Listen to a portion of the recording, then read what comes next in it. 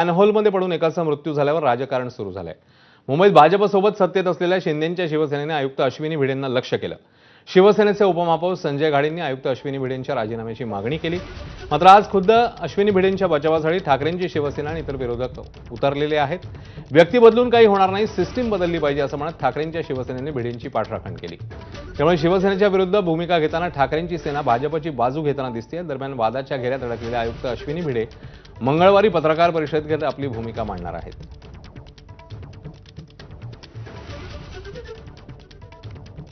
आज मी त्यांना हे पत्र दिलेलं आयुक्तांना आणि मी मीडियाच्या माध्यमातून त्यांची राजीनाम्याची मागणी केली होती आणि या पत्राद्वारे त्यांच्याकडे मागणी केलेली आहे की आपण या घटनेला जे जबाबदार आहेत त्यांच्यावरती कारवाई करावी आणि त्यांच्यावरती मनुष्यवधाचा गुन्हा दाखल करावा, कारण एका निष्पाप व्यक्तीचा याच्यामध्ये मृत्यू झालेला आहे। इथे पाठीशी घालण्याचं कोणालाच काम नाहीये, परंतु ज्यांनी या ठिकाणी मिस्टेक केलेली आहे त्या ठिकाणी त्यांना निलंबित करण्याचं काम या ठिकाणी केलं आहे। वॉर्ड ऑफिसरला आपण निलंबित केलं आहे। हिरलेकर हे या ठिकाणचे सहाय्यक आयुक्त आहेत, त्यांना आपण निलंबित करण्याचं काम केलेलं आहे। भिडे मॅडम असतील, अतिरिक्त आयुक्त असतील किंवा मी असेल, आम्ही सगळ्यांनी वारंवार अधिकाऱ्यांना ह्याच्या सूचना दिल्या होत्या। हिरलेकर पण म्हणाले की मॅडम मी पण अचंबित आहे की असं कसं माझ्या एईनी सब इंजिनियरने काम केलं। मी सांगितलं हे तुमचं स्टेटमेंट मला चालणार नाही। फक्त आणि फक्त अश्विनी भिडे यांचं नाही तर नगर विकास मंत्र्यांनी दिलं पाहिजे, कारण नगर विकास खातं नगर विकास मंत्र्यांकडे असतं। ते पाठबळ त्यांनी त्या महानगरपालिकेला दिलं पाहिजे। महापौर आता बसलेले आहेत, त्यांचा का नाही राजीनामा घ्यायचा?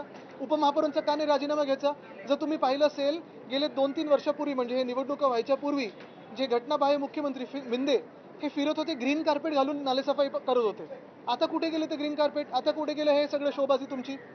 आज मुंबईच्या नालेसफाईपासून मुंबईच्या उपमहापौरांनी आयुक्तांचा राजीनामा मागितलेला आहे। आम्ही तर मागितलेला आहेच, परंतु मुंबईचे शिवसेनेचे शिंदे गटाच्या शिंदे साहेबांच्या नेतृत्वाखाली असलेल्या उपमहापौरांनी मागितलेला आहे।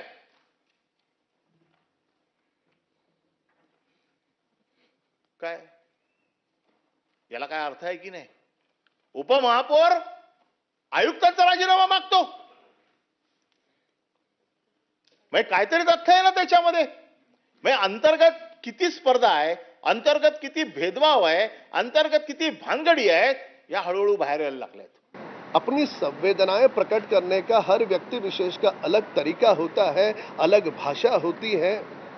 उस प्रकार से मुंबई के उपमहापौर उन्होंने अपना दुख, अपनी संवेदनाएं प्रकट की। मुंबई महानगर पालिका में भाजपा शिवसेना हमारा कोई विवाद नहीं है। मुंबईच्या महापौर रितू तावडे आणि विरोधी पक्षनेत्या किशोरी पेडणेकर पुन्हा एकदा आमने सामने आले आहेत।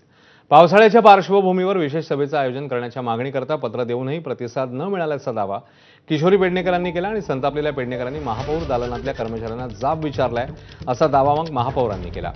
संतापलेल्या रितू तावडे यांनी पत्रकार परिषद घेत किशोरी पेडणेकरांविरोधात गुन्हा दाखल करण्याची मागणी देखील केली।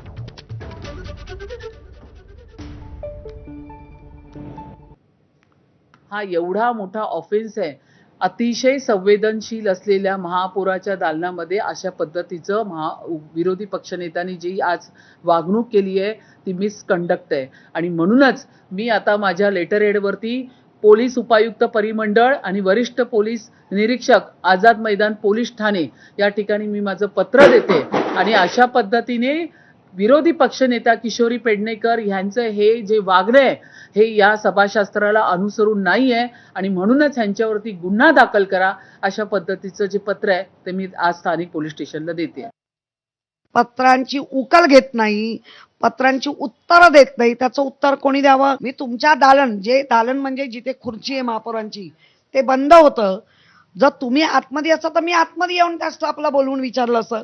मी फोटो काढले, कारण का काढले तर मला डाऊट होताच की हे नेहमीच सौ चुवे खाके बिल्ली चली हज प्रमाणे होणार आणि मी माझ्या पत्रांची उकल घेतली आहे। तुमचं गोपनीय मुळामध्ये महापौरांचं काय गोपनीय असू शकतं? अगदी मुंबईकरांनी ऐकावं आणि सांगावं। आता बातमी ठाकरेंच्या शिवसेनेने पुन्हा हाती घेतलेल्या हिंदुत्वाच्या अजेंड्यासंदर्भातली। बंडखोरीच्या ग्रहणात अडकलेल्या उद्धव